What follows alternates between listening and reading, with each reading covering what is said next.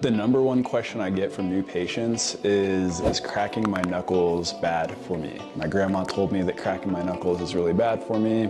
Is that the case? The cracking of your knuckles, that popping sound, is just little gases being released from the joint. There's a doctor, Dr. Donald Unger, I think it was like 50 years ago, he won a prize for this research that he did.